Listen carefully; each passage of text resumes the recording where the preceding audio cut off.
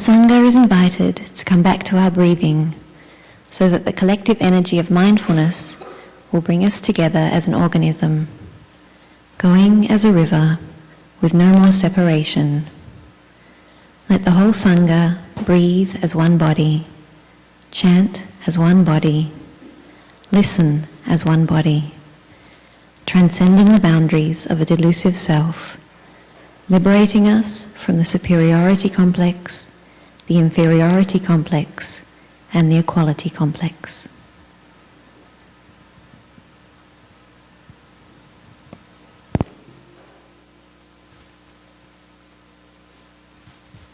May the day be well and the night be well. May the midday hour brings happiness to in every minute and every second. May the day and night be well. By the blessing of the triple gems, may all things be protected and safe. May all living born in each of the four ways live in a land of purity. May the liberty realms be born upon lotus thrones. May countless wandering souls realize the three virtues, the reasons of the Bodhisattva path. May all living doing the present is fulfill the Bodhisattva's natures. The countenance of the world not the one, like the full moon, or like the of the sunshine with the light of clarity, a halo of wisdom spread in every direction, and enveloping all with love and compassion, joy and equanimity. Namo Shakyamuni Buddhaya. Namo Shakyamuni Buddhaya.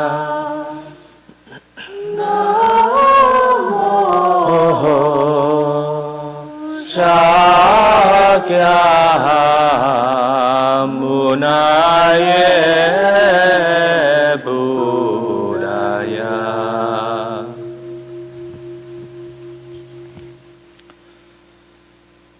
Đầu cành dương liễu vương cam lồ, một giòn mười phương dưới cung đầy.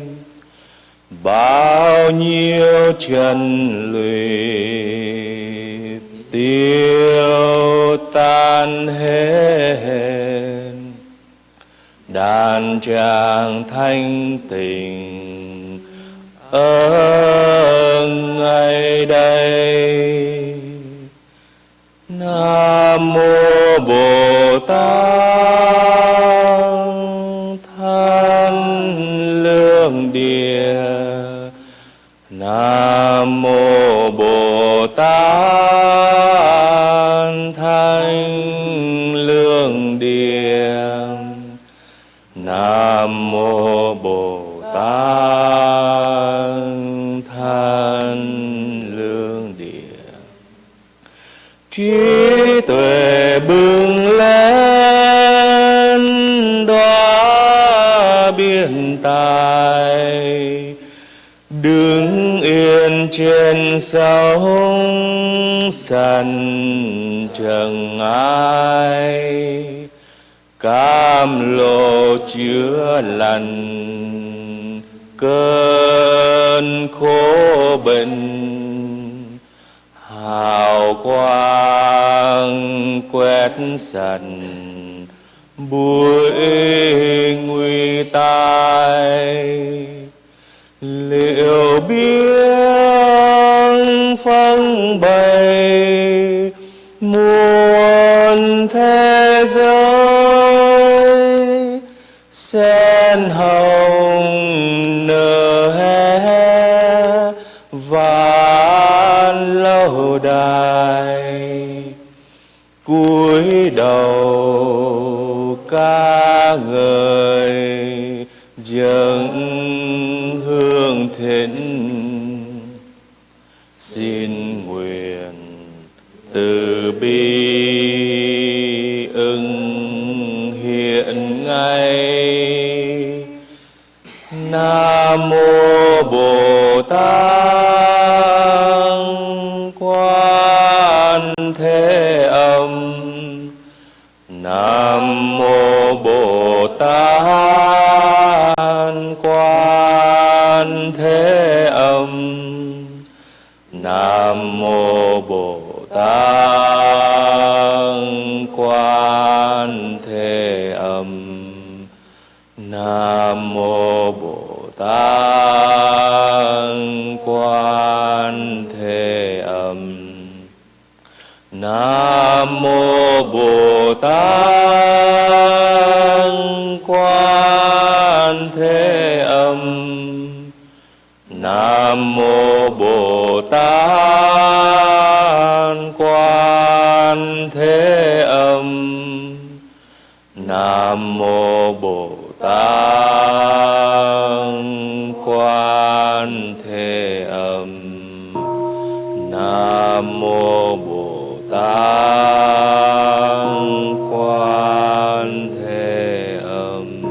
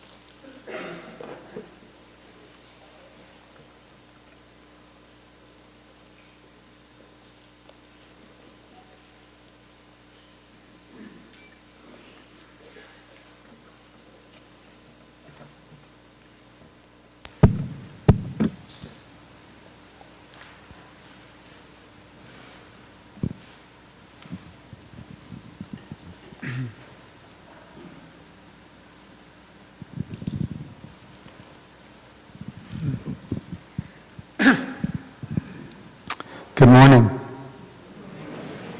You're a lovely sight, collectively and individually. My name is Mitchell Ratner, true mirror of wisdom, and this is Brother Faplak, Dharma Happiness, or the happiness of the Dharma, lovely Dharma name.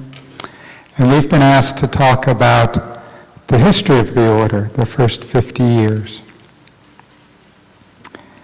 And as we talked about it, we realized the real essence of that history, and to look at how it changed over time, is the question, what does it mean to live and practice as a member of the Order of Interbeing? So I would like to start with that question and have everyone reflect on it. So if you put yourself into a comfortable upright posture, and we can invite the bell and give you about 2 minutes to ask yourself, for yourself, in your experience, whether you've been at this for 30 years or whether you're a new aspirant at your first retreat, what does it mean to live and practice as a member of the Order of Interbeing?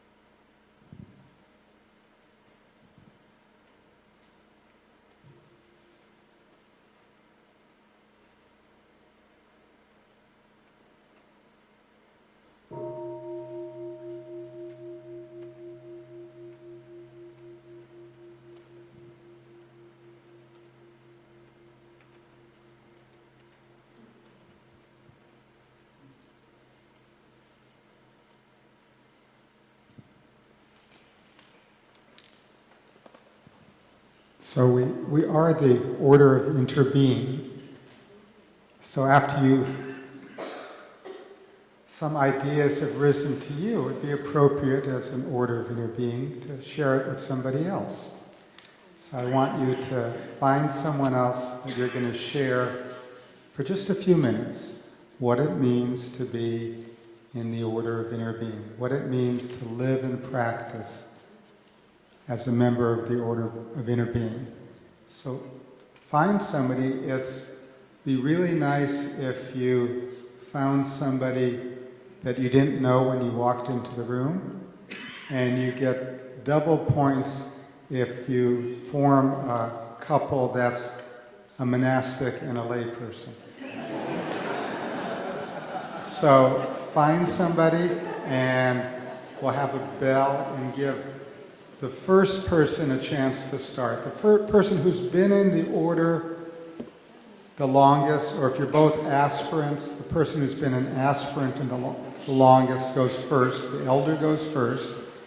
4 minutes, and then there'll be a bell, and your job is just to listen, and then there'll be a bell and you'll switch, and the other person will share for 4 minutes. So we'll give you about another 20 seconds to find someone, and then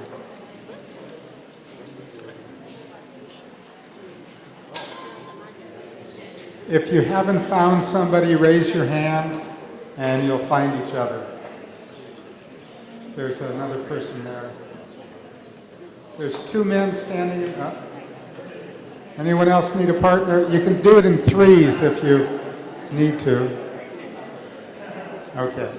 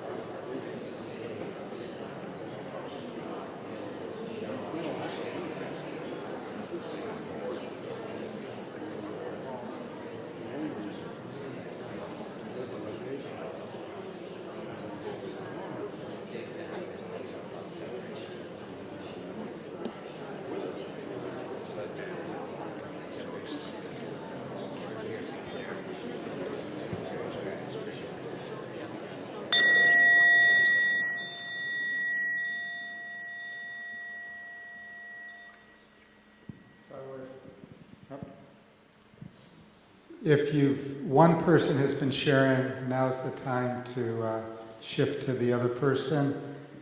If you've both been sharing as you went along, just keep doing it. And in about another 3 more minutes.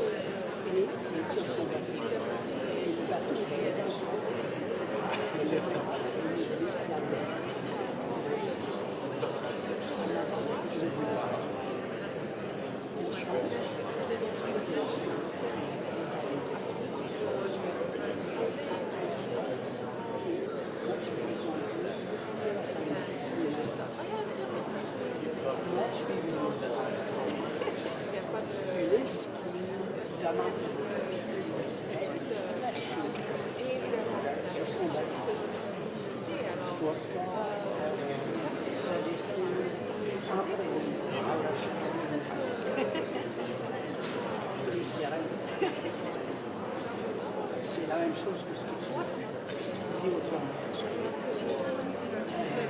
Moi, je connais les céréales. J'ai connu les céréales. J'ai connu toutes les céréales. J'ai fait un cheminement.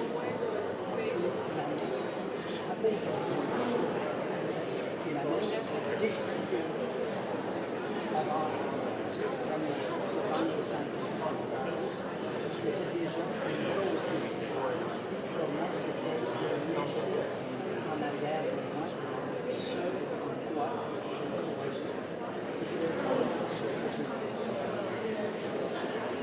et j'ai cheminé assez rapidement. Transcending culture.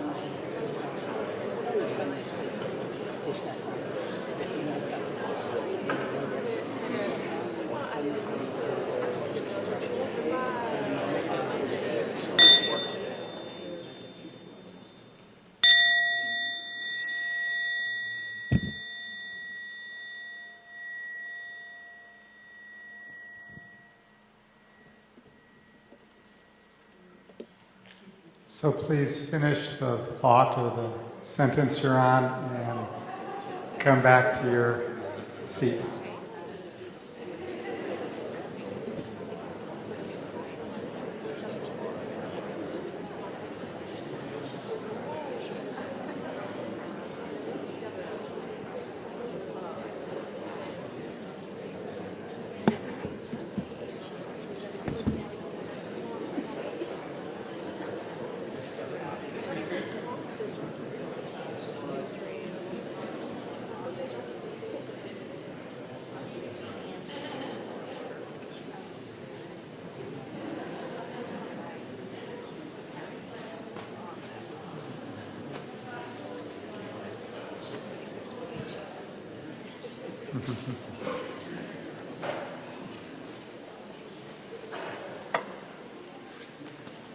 It was a very sweet murmur in the room.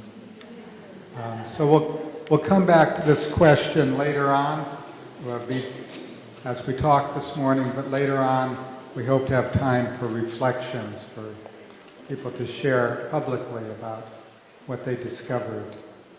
And it'll be a question that continues through our time together. But right now, my brother, the happiness of Dharma, will share about the origin of the Order of Interbeing and what it means to practice as a monastic, to live the life of a member of the Order of Interbeing.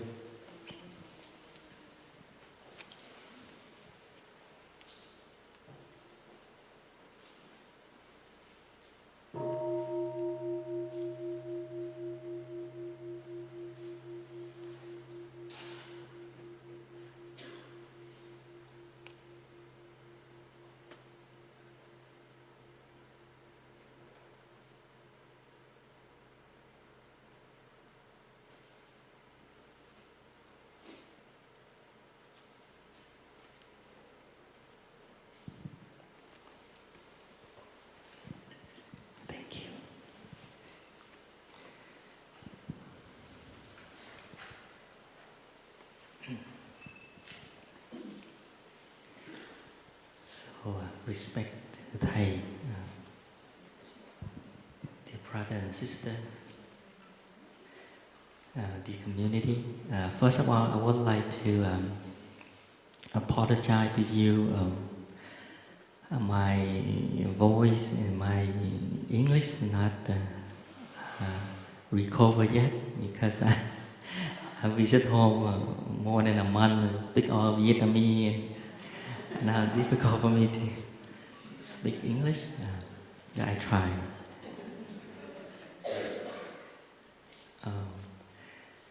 Before I share something, let's say something fun. My story.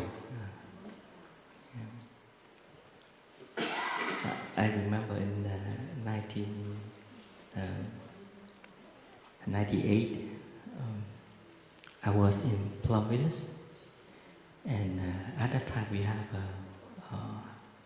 a ceremony. How do you call a great ceremony for fully ordained. Thầy will transmit many precepts for OI, novice, and bhikshu, bhikshuni. And at that time I was just a novice, and I remember Prophet Pháp Ấn, he's a Dhamma. I think most of you know him. He came to me and said, Pháp Lạc, here this application form, just fill it out and hand to me. And I look at him and say, what? And he said, this application form for Order of Interbeing. You are announced already, so more than 1 year, so you take it.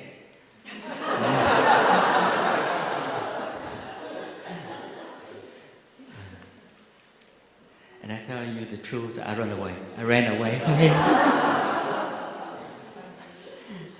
And some brothers and sisters around there, they laugh at me. Because I said, no, I have 10 and now I ran away.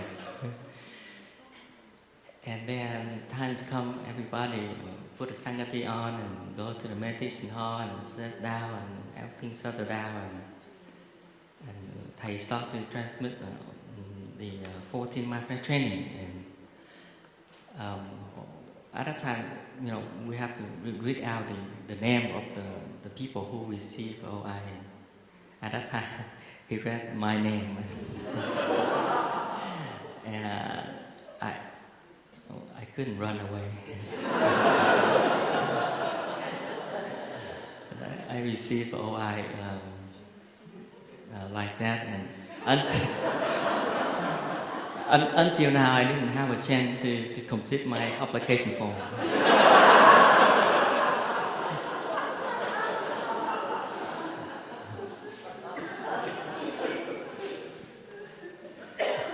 Thank you for laughing at me with me. Thank you very much.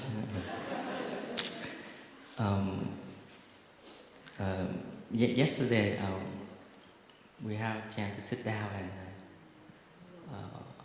Brother Richard Mitchell,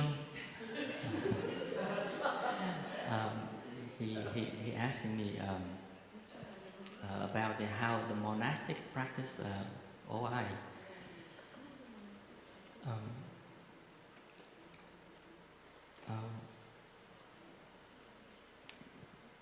In me, I have a question. It came up in me. The question is why we have OI. Is that okay if we don't have OI? Why that happened? And I think I'm lucky because I have many documents from Sister Chân Không. She published her journal and the book called wide open of the path. Yeah, and this is, in there's so many things I learned in there. And I think first of all we have to just review something, just day and time, what happened in the OI member. I believe. First of all, we have school. They call School of Youth for Social Service. With me, that is look like OI aspirant. They train in OI aspirant, and later that school they opened in September 1965, and I think a year later. The first ceremony for OI member in Vietnam for 6 people, we all know that, in February 5th, 1966. And 2 months later, they went out to call peace for Vietnam, stop Vietnam War. In May 2nd, 1966. And at that time, the government, the South government, never allowed him to come back. We all know that. After 40 years exile. So,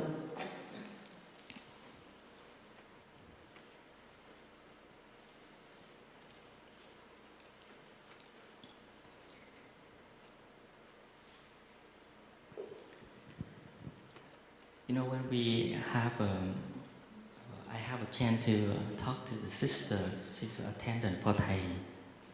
And when we talk about OI and OI member, he's very happy. He's happy because the OI is the path, very clear and complete. He guiding us with a lot of experience from the people in our first generation. They when they practice OI, we practice how to take care of ourselves before we go out and help people. We learn how to walk, we learn how to sit, we learn how to breathe, we learn how to eat, to take care of ourselves, to find happiness and peace before we go out and help the other. And as long as you stay on that path, you are secure. You have 14 mindfulness trainings, 14 benefits to helping you. When you go out and help people, on your backpack you have 14 mindfulness training, 14 benefits of 14 layers to protect you when you go out and help people. And when we look back in our first generation of 6 brothers and sisters, they went out to help people. Sometimes they had to jump to the battlefield to save people, to save innocent people out of the war. And sometimes they facing a very, very dangerous situation, and they deal with bullet, gun, bomb, grenade, and they never give up. I read that book. I didn't see any single one of them give up. They went out They sacrifice themselves to save, to help people.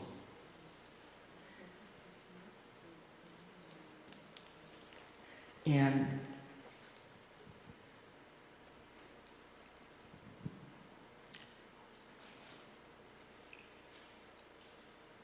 it's a great honor to talk about them.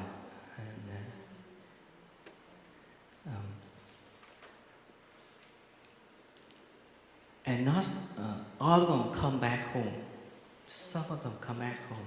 Some of them come back home on a wheelchair. Some of them come back home in the body bag. But they still go out, they still go straight forward and help people. And what different? And why they do that? Why they have power? What happened? How they can do that? Of course, they love the country. But what makes it important is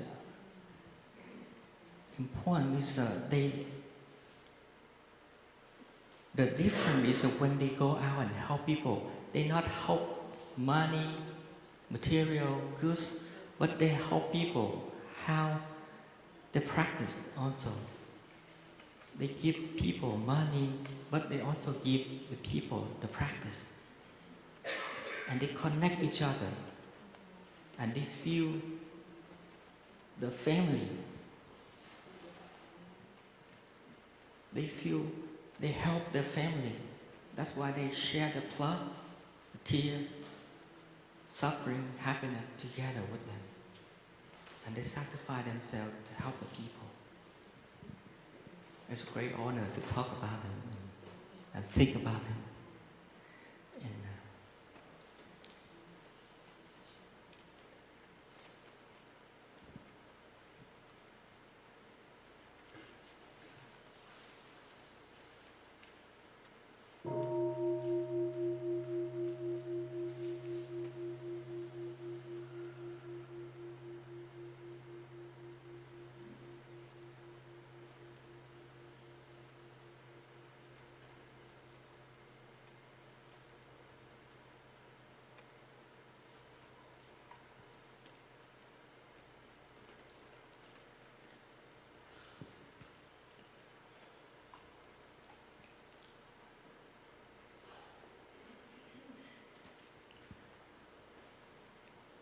you know, when I went to the retreat and I joined to the OI member, and I get training. The first thing I get training how to breathe, how to walk, how to eat. I learned the 14 mindfulness training. I learned until we feel we have benefit on that. We learn 14 mindfulness training and we practice until we feel that's our breath, this is our plus. And we learn how to build the Sangha, how to build the community, practice community. So we can protect ourselves, we can protect each other when we went out and do social service. And I'm very happy and very grateful in when I say I'm an OI member.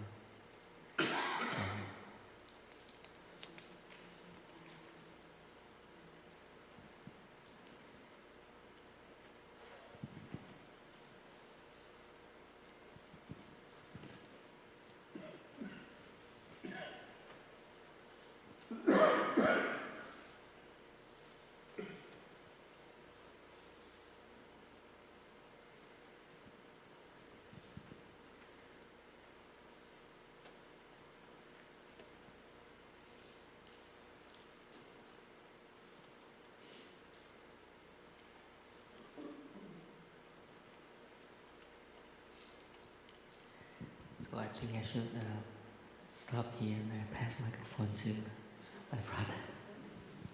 Thank you. Sorry, I have a little bit of emotion.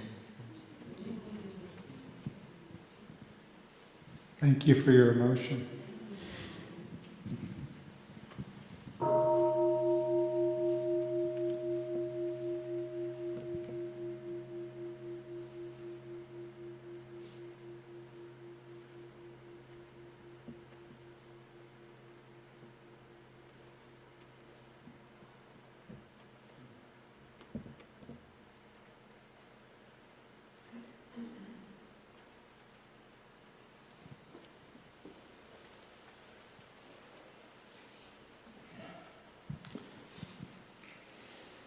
So I spent a good part of my adult life working as a social scientist, qualitative social scientist. So I like to think in terms of context and natural history. So let me add to complement what Brother Block said by giving you a brief sort of history of the last 70 years.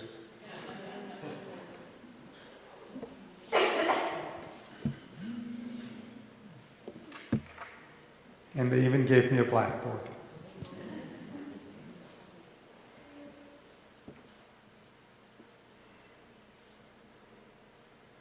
So I want to start in 1954.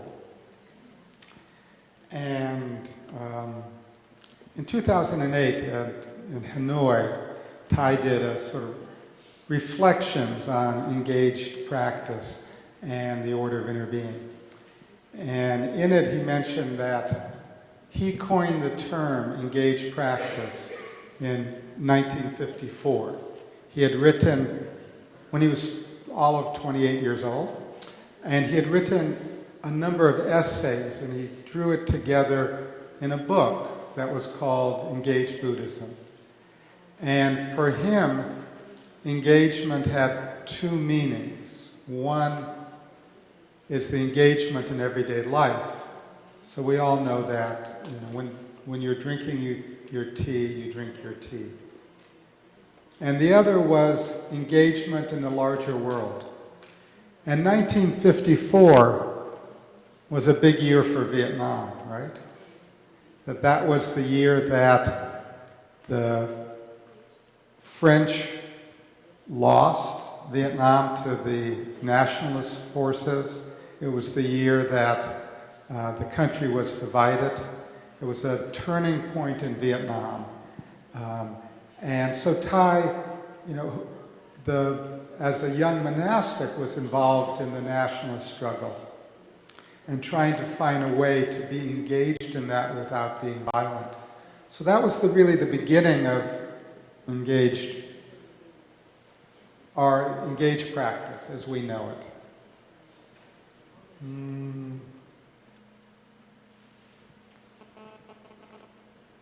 1966.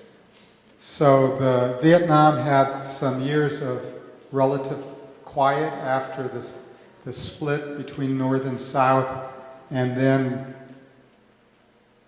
insurgency began, and the conflict between the North and the South and the Viet Cong and that whole history. And Thich Nhat Hanh, through much of this time, had come to the United States and was actually studying for a PhD in the philosophy of religion at Columbia while teaching Vietnamese Buddhism. So he was both a student and a teacher at the same time. And he was called back to Vietnam to work with the youth. There was a growing effort to bring the various Buddhist communities together and to become a force for change, sort of in response to the South Vietnam government, which was predominantly Catholic and not being particularly nice to the Buddhist communities. So he came back and started Van Han University, started the School for Youth and Social Services. And as the brother mentioned, in 1966, started the Order of Interbeing. And as he was saying, it was a commitment that's hard for us to imagine. I mean, the level of commitment. And I was trying to think of an example, and it's sort of like joining Doctors Without Borders and going to Syria, right? Or going to Ethiopia. I mean, where you're trying to help people, trying to save people, but you're putting your body on the line. And it's not something, most of us in this room have experienced, but it was that level of commitment. And as the brother was saying, it was real. I mean, there are people from the school who lost their lives in various ways, through bombings, through shootings, through many ways. 1966. Shortly after he started the Order of Interbeing, he realized that the roots of the war were not in Vietnam. They were in the United States and in other countries. So he came to the United States to explain the suffering in the war. He wrote a book called Vietnam, Lotus in a Sea of Fire, to explain to Westerners what was really going on in Vietnam. Because as Westerners, it was simply, we're fighting communism. And most Westerners did not understand what actually was going on the ground and the suffering that our effort to, quote, combat communism was causing. Because of that, he came here, he was very effective. He actually met with the Secretary of Defense, McNamara. He met with Robert Merton. He met with Martin Luther King. He met with many people in the peace movement. He had a great line after that. He said, it was very odd to me, there was so little peace in the peace movement because of all the arguing in the peace movement. But because of his speaking out, he was told, in my understanding, he was told it would not be safe for him to go back to Vietnam. And the government was telling him that. And actually, both governments were telling him that. I mean, because in that sort of war, if you're trying to say, I'm for peace and we need to come together, both sides are angry at you.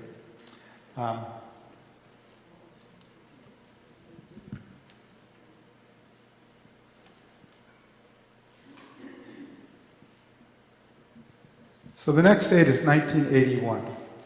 That Thai went to France, became part of the Vietnam peace delegation at the talks, was a representative of the United Buddhist Church, and worked in Paris, and then worked with, after the hostilities ended in '75, worked with refugees, worked with young children, and so on. And he came to the United States periodically. He had family here. Two of his brothers had migrated to the United States. And in 1981, his niece, Sister An Hung, who was then all of 18 or 19 years old, said, they were talking and said, I want to be I want to join the Order of Interbeing.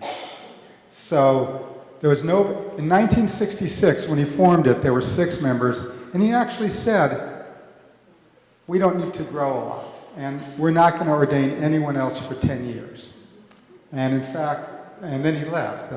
Wasn't an issue there, but then 15 years later, he ordained An Hung, who was the first person outside of Vietnam. So at this point, the order had 7 members plus Thai. And then once she started it, a number of Vietnamese and Westerners ordained in the Order of Interbeing. And let's go to 1991. And I think around then there were about 45, 50 members of the Order of Interbeing, some of whom are in this room. So if you ordained between 81 and 91. Stand up, please. Who do we have? So, we have Denise, and Vin, and where's Peggy? I'm 94.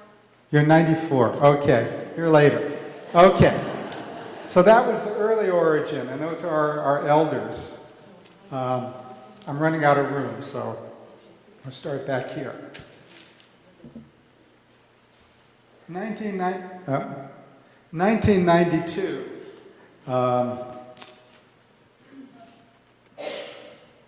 There was a 3-week retreat at Plum Village and a gathering of the order, and a number of people ordained in 1992, including Richard, I know. Where's Richard?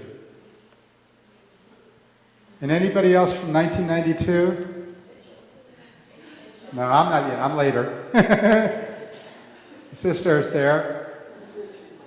And Richard. And the order started growing. It's not a number. I ordained in 93. And how one entered the order has evolved over time. My story is, I was at a retreat my story is, I joined a Sangha in 1990 in Washington, D.C., and then Thai came to town in December of 1990, and a few of us had a chance to have tea with him, and I was asked to organize a retreat in 1991, which we had in Virginia.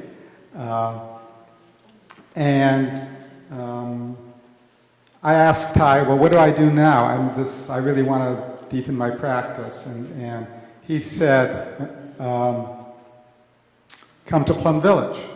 And so I convinced my wife with a 4-year-old daughter and my employer that it was a good idea for me to go to Plum Village for 3 months. And looking back, the only way it worked was they sensed my determination. So I did it.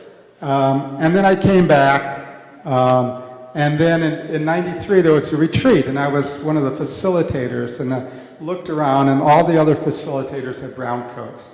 And Sister Gina was there and said, well, we're going to ordain 3 people in the Order of Interbeing at this retreat. And so after the meeting, I went up to her and said, could it be 4? And she said, well, I'll ask. And so in typical Plum Village fashion, the answer was yes. Then the answer was no. Then the answer was yes. So I ordained in 93. And then we had in 1996, a gathering of the order at Plum Village. And we probably had 100 people there, 70 to 100 people. There were probably 200 members of the order by then. It was a terrible meeting. There was a lot of tensions in the order. We were trying to have everybody be heard, try and make decisions by consensus, try to elect officers.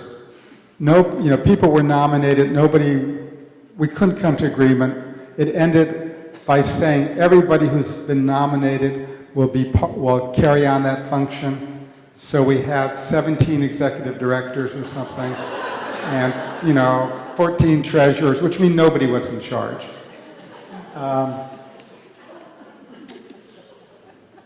And Ty doesn't like meetings, and that was painful for him. So we haven't had a meeting since. But we're going to try again this summer to have another meeting of the order.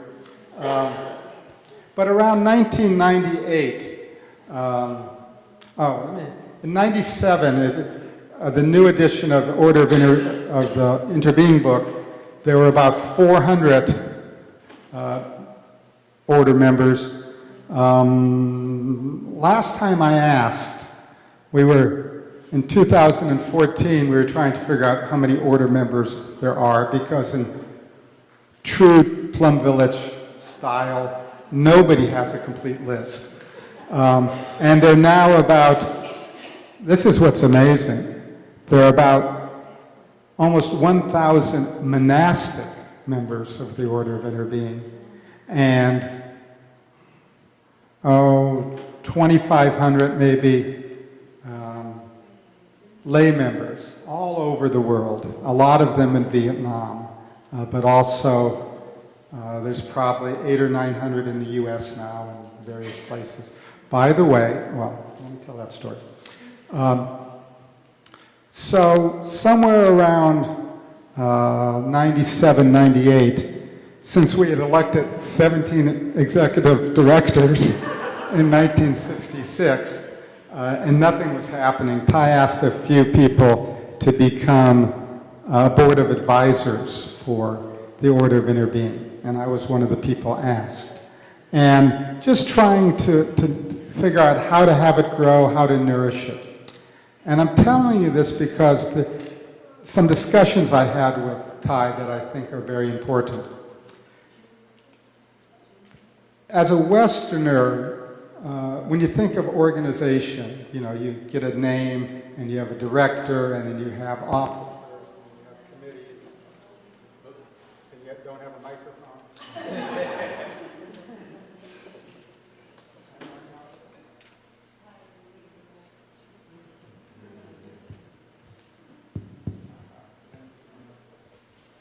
Hello? And that's how we do things, right? And Ty would say, no, that's not what we want.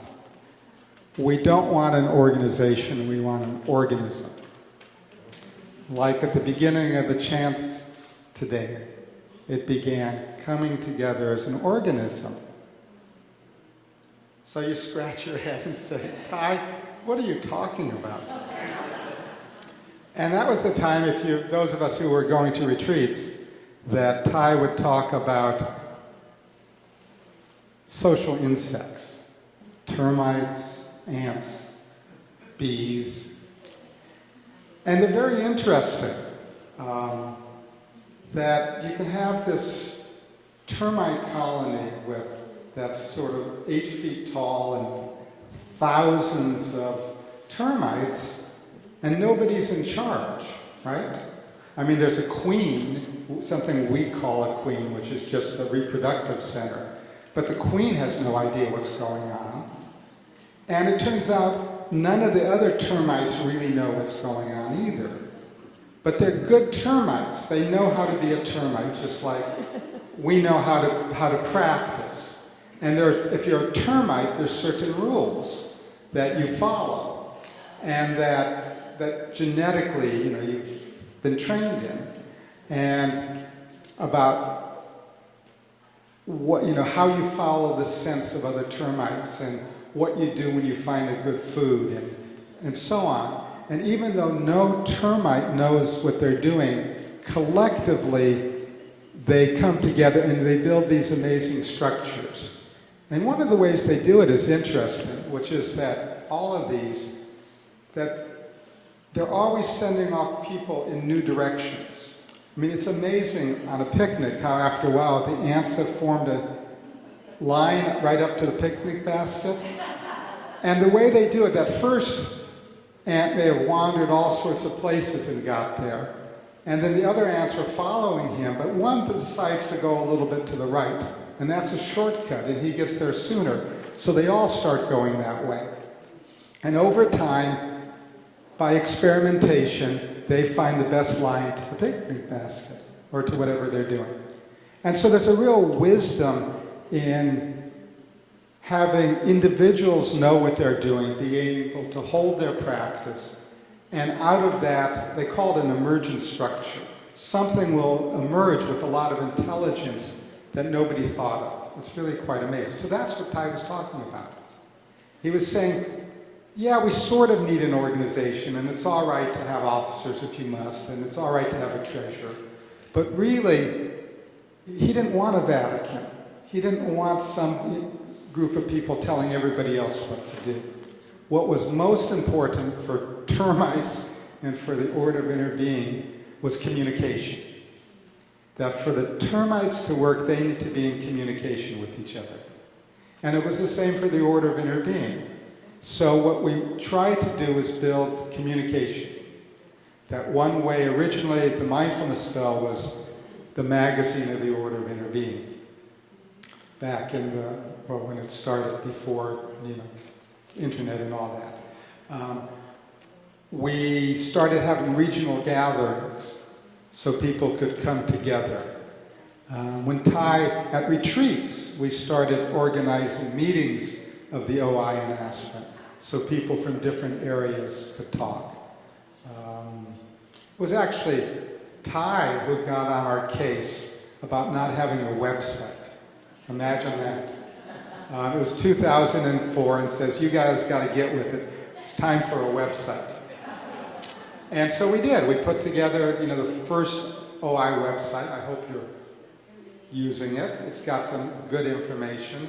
It also has, it's really hard keeping things up to date about who's a member and how to contact them.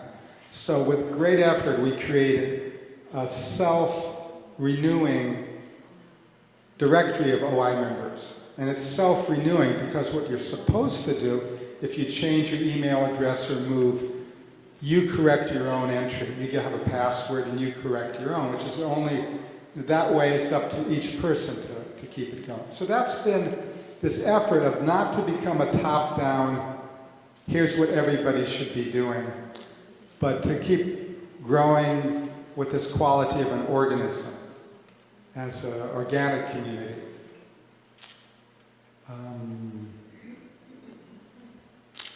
Let me sit back down and finish.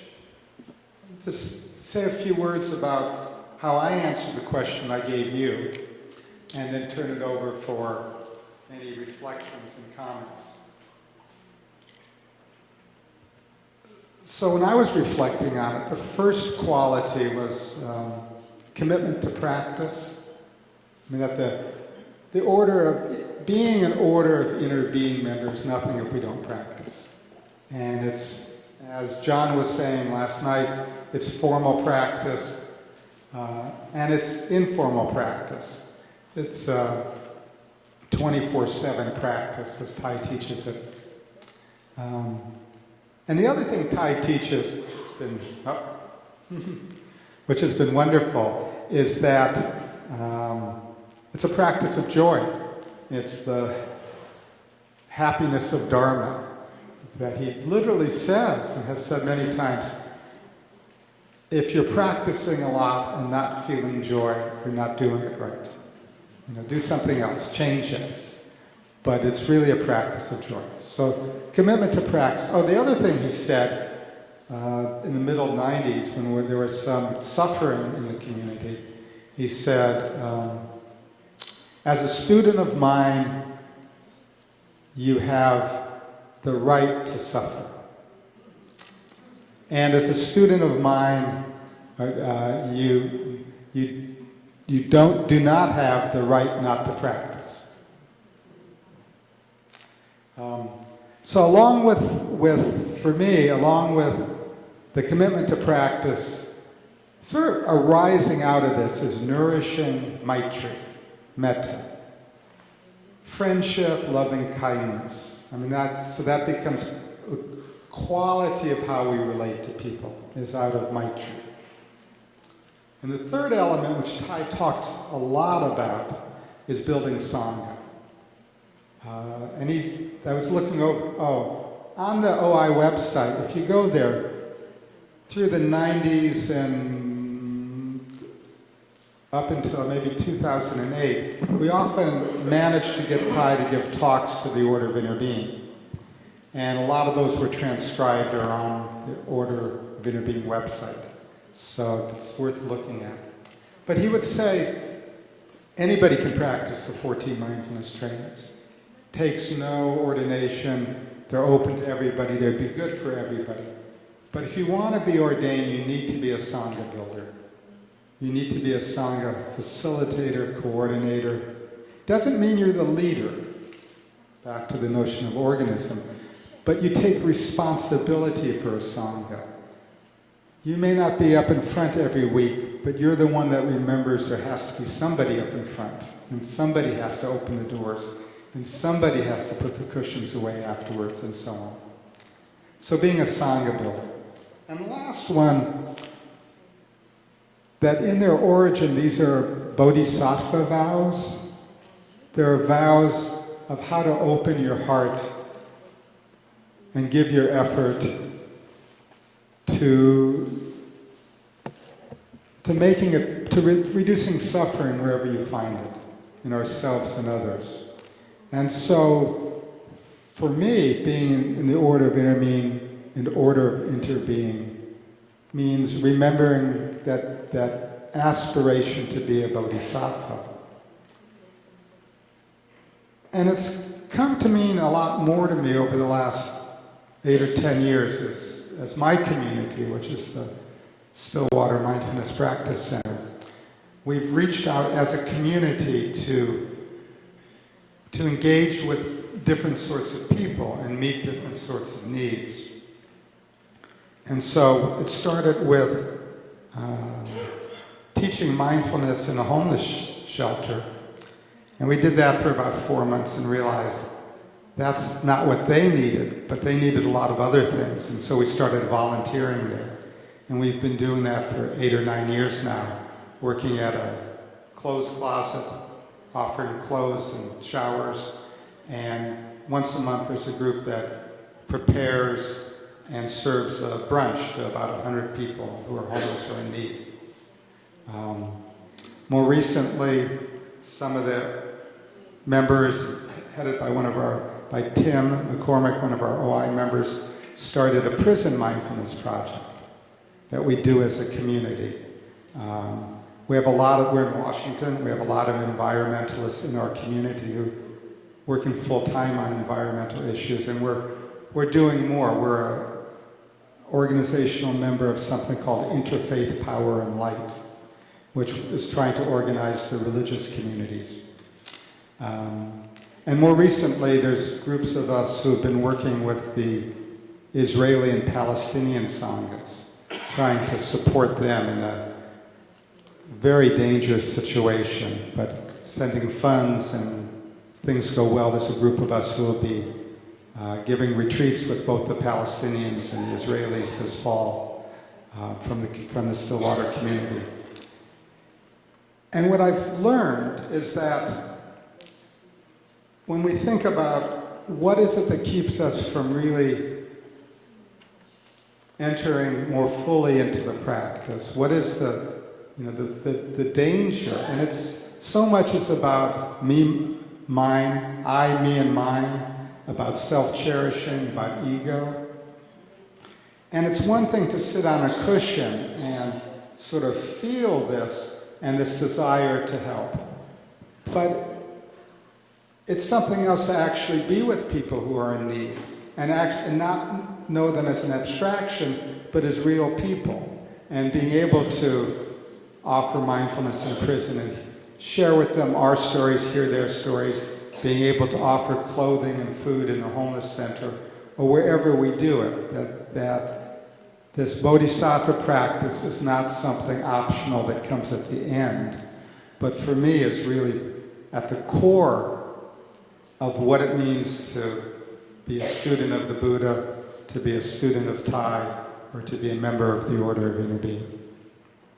So thank you very much. I think we have a few minutes. I'd love to pass this microphone to some of our elders or anyone else who lived through a lot of this, or anyone else who has a question, comment, or reflection.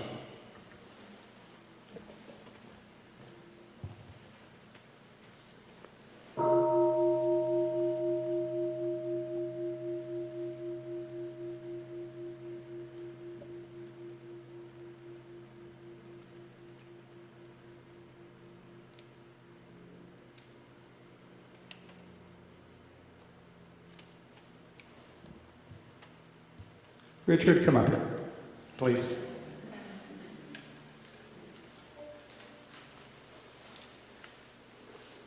For about well, probably still. Ty used to get, Richard from Washington too, and Ty would get the two of us confused and would call me Richard, call Richard Mitchell, and sometimes gave Dharma talks about Mitchell telling a story about Richard.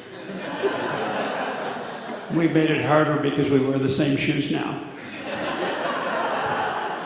This is a question. I wonder if you can talk about the evolution of the process of becoming a member of the order, particularly in North America.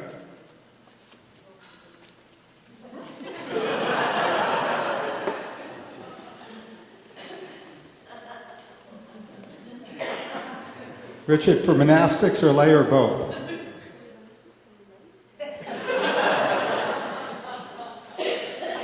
So it's real interesting that in the old days, it was Ty saying to you, would you like to become a member of the Order of Interbeing? And it was pretty small. When I went in 91 to Plum Village, imagine this. The upper hamlet and the lower hamlet together were about 42 people. There was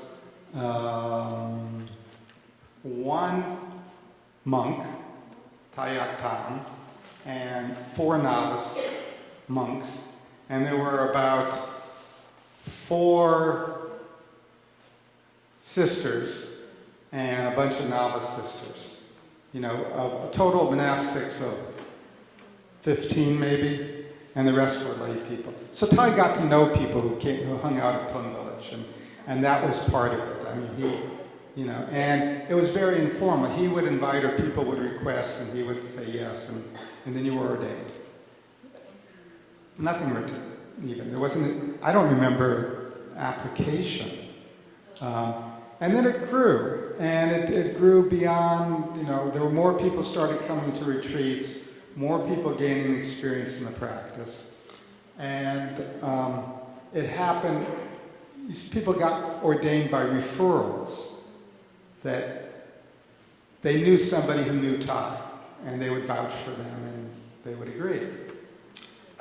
And then it went through a period of, let the Sanghas decide. Let any Order of Interbeing member recommend a new member. Which was an interesting idea, but it became rather chaotic in that people would show up saying they're aspirants, but not know how to invite the bell, or not know how, what the 5 mindfulness trainings were. And people would sort of self-nominate themselves. And there was this, and sometimes people would come and say that they're aspirants and would get in arguments with everybody. There was no quality control. And so 97, 98, and I had a conversation with Sister Annabelle, because the burden was being placed, who was then the director of the Green Mountain Dharma Center. And the burden was being placed on the monasteries, where they had these people showing up, saying they were aspirants or they wanted to be ordained and had no history on them. And the monastics didn't really want to deal with that. So it took us maybe 3 or 4 years to set up the present system with the monastics. So there's applications, and to provide quality control, you needed a Dharma teacher involved somehow. They didn't have to be the mentor, but they had to mentor the mentor. They had to sort of oversee. Because we have, cases prior where somebody would get ordained and go back home, and their Sangha had 15 people, and they decided that 13 of them should be OI members, and the next year they wanted to have them all ordained. And it's the real problem. So we developed this new system with the monastics where there's the applications, and it has to be done by a certain date, you need a packet, and all that developed, I guess, in the early 2000s. And then something got created called the Dharma Teacher Sangha, and they came up with packet for mentoring and aspirancy and more paper. And so there's more things to fill out, but it's essentially the same process. So that's my sense of the evolution, Richard. Then, come on up here. The Thai, before he came to the U.S., went to Montreal, where there was a whole active French community. So there's this tight group of elder Dharma teachers from the Montreal community who Vin is representing today.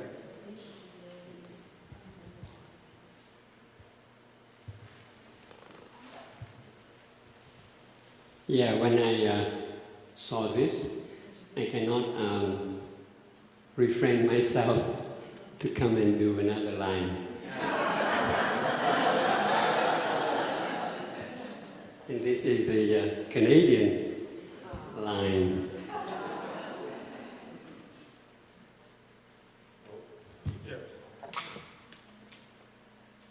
Thank you, Bishop.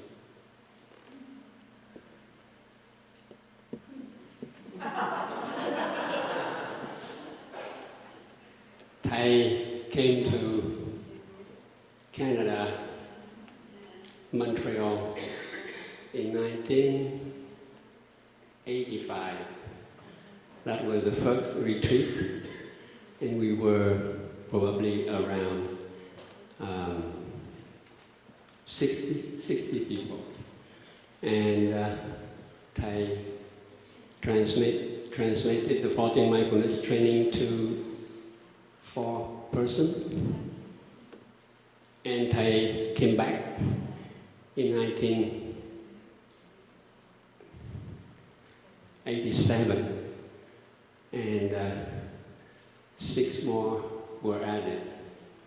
The numbers may not be totally accurate, but to my fading memory. And then I was among the 1987. And I came back almost every 2 years afterwards. Until I think the last time was, and I might be wrong on this, just put it out. And then the US becomes so important.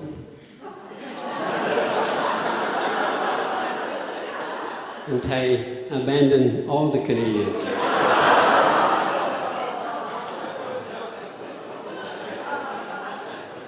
Until 2005, he came back, and the retreat was at Bishop University.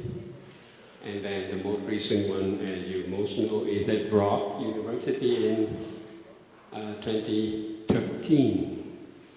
So, from a few people at the beginning, it sprung. And today we have Sangha in Quebec, a very powerful French-Canadian community there. Quebec City, even people who took the OI, I remember 10 of them, they never met Thai. Just the spirit of the OI already were enough to draw them into the OI. And today, even on the Magdalena Island, if one day you want to come and visit Canada, there's a Sangha on the Magdalena Island. Can you imagine? So Ottawa, Montreal is having like 5 or 6 Sangha right now, and we have a few members here sitting.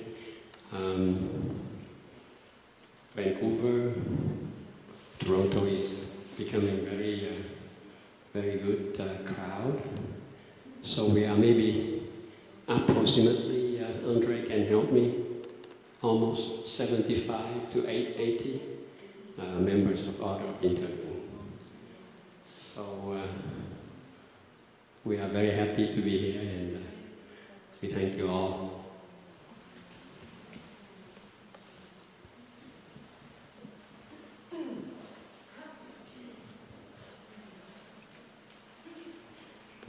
So, yeah, please come up.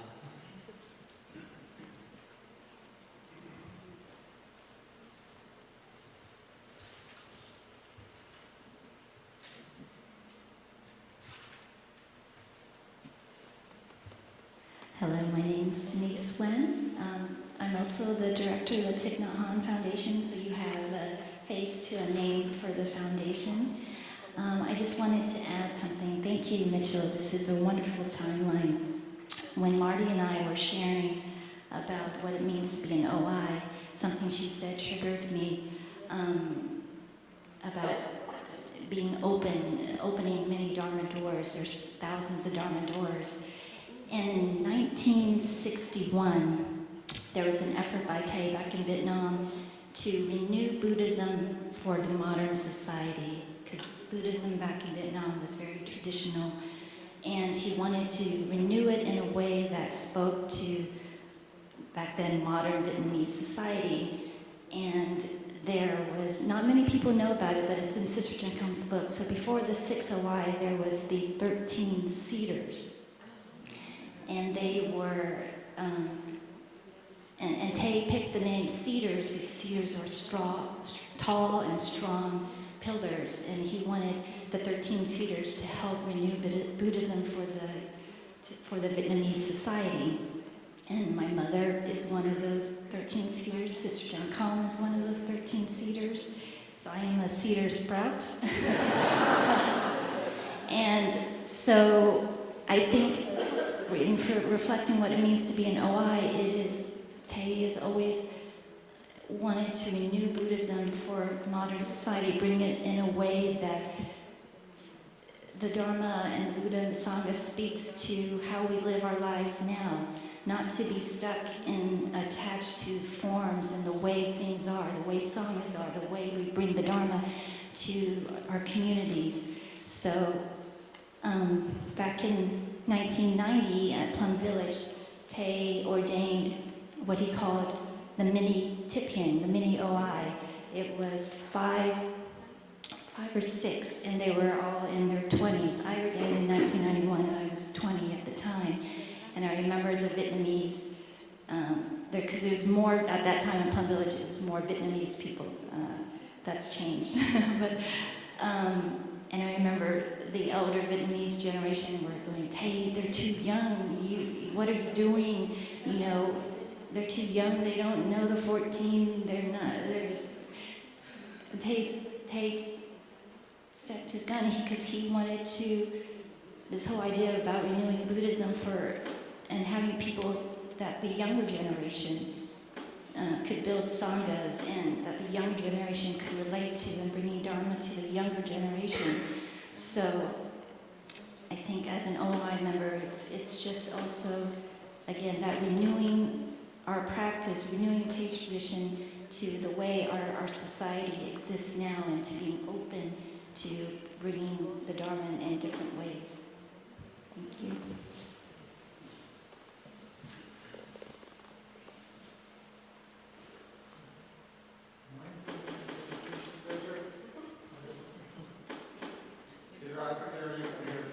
Mindfulness and education, it's a big thing.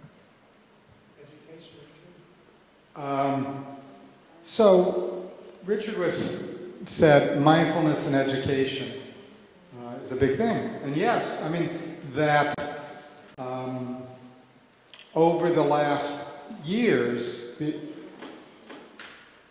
the Order of Interbeing and the larger Plum Village community has taken on a number of initiatives, and all of which go with the spirit of the Bodhisattva vows of the Order of Interbeing. So we have the wake-up schools, which many people are working on.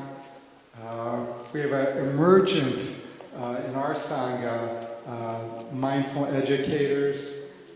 Another initiative is the Earth Holder Sangha, and a lot of monasteries, a lot of order members, monastics are involved in environmental issues. There's an emergent social justice, race awareness communities in the Order of Interbeing. And so, sort of in line of that whole notion of an organism, that there are different centers in different communities which are pioneering and sharing what they learn with other communities. And so Richard Brady, in When did you start Mindfulness and Education Network? 2001.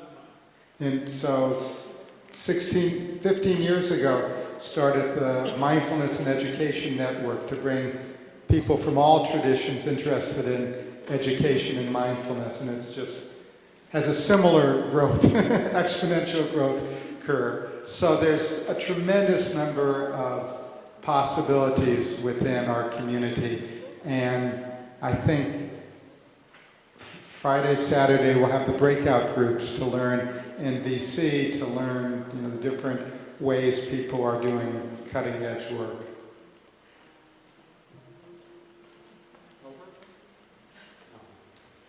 We have a few more minutes, maybe.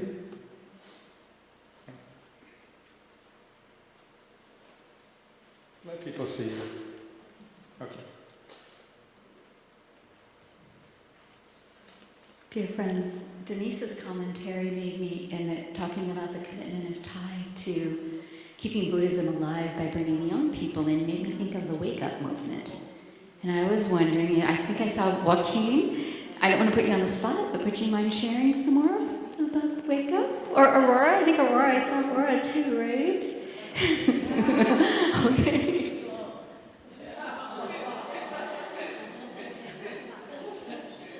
Please. I actually want to be a Wake Up member, but I'm too old.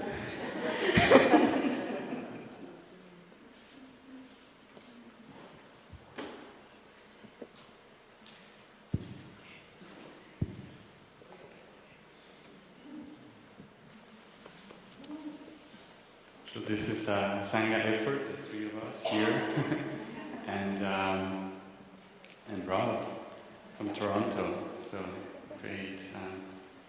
We had a great opportunity to start the Wake Up Sangha in New York City, and Rob and Ellie in Toronto practicing as well.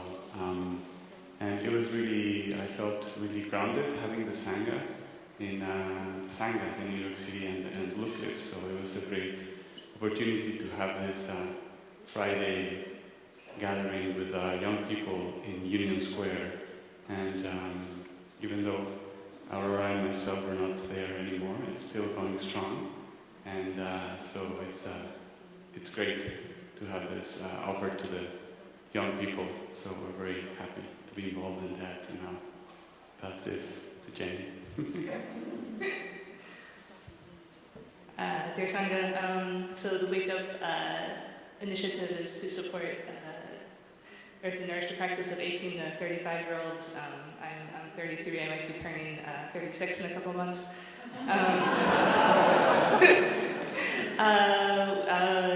Much gratitude to Aurora and Joaquin for being co-founders of Wake Up New York.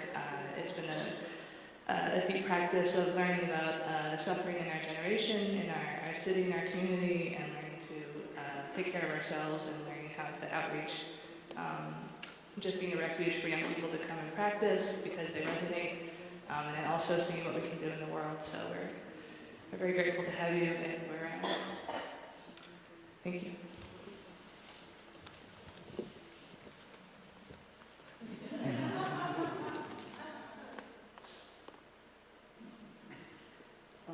I really see Wake Up like a little leaf of a big tree.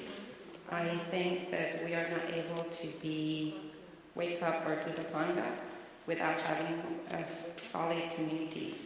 I think our teachers in New York kind of asked us to do the Wake Up thing, and I was not ready.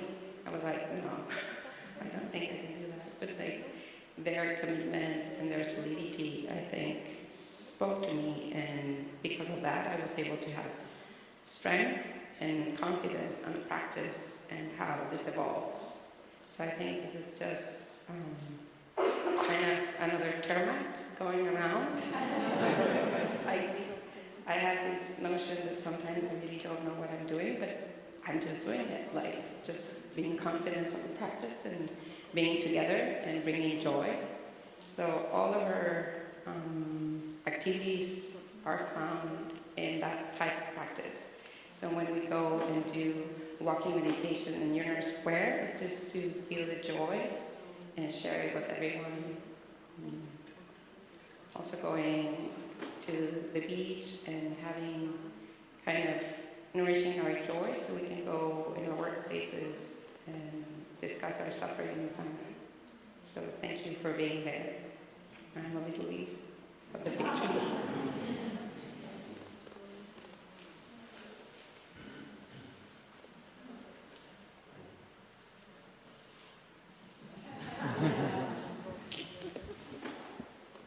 Hello, dear friends. My name is Rob. I'm from Wake Up Toronto. I just wanted to say that I'm very happy to stand up here with my Wake Up brothers and sisters represent. So thank you for being there for all of us in the younger generation as we explore the practice together with each other.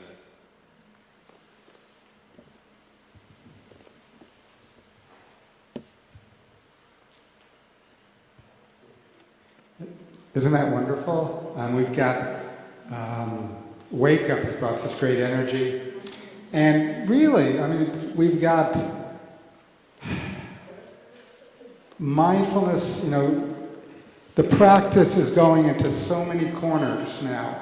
One of the games I play is you try this. You put in mindfulness in Google, and then you put in any noun or subject, like dental surgery. And you hit search, and it's somebody's leading a workshop on mindfulness and dental surgery. And so you put in soil conservation. Bing, bing, bing, bing, bing. You know, and it goes on, and you keep trying to, how far does this go? And so I put in horses, and there's mindful horsemanship. And so finally I put in parrots. And it didn't come up with anything. And then I said this to a crowd like this, and the next week somebody sent me an article about mindful parrots. So it's just great, and it's really, you know, this lifelong pattern. I mean, in our Sangha and in many Sanghas we have a mindful family group that does terrific work and start the kids prenatal, right? I mean, that... Kodai, who's a music educator, said the best time to start music education is 9 months before the birth of the mother. And so it's the same way with practice. I mean, that's when we start. I mean, the longer, you know, but we have mindful educators, I mean, mindful family groups, mindful educators working with little ones, working with big ones. People working with mindful lawyering. I mean, in this community and other places, we have a Sangha that meets at a senior home in part of our Stillwater, where we have people in their 90s doing walking meditation with their walker. I mean, it's beautiful. I mean, so I think that's the beauty of not trying to control this, is that it just keeps emerging in new ways and in wonderful ways. Anybody want a closing word? No, no more closing words. But Joanne wants a closing word, so we can't.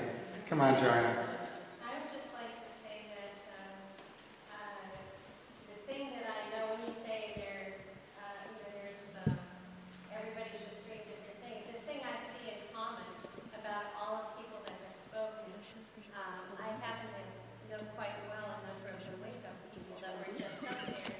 And what I know is they're wonderful students of Thai, that they have really been incredibly diligent about deepening their practice, which I think is the bottom line. Once that is in place, then I think we go and do wonderful things in the world. And I know that at least a couple of them have spread the Dharma to all of South America. And it's just been beautiful to watch that organism grow. For me, I just wanted to stress the bottom line that I see is the dedication to practice. Amen. Thank you, Joanne. Thank you, everyone. And thank you, Brother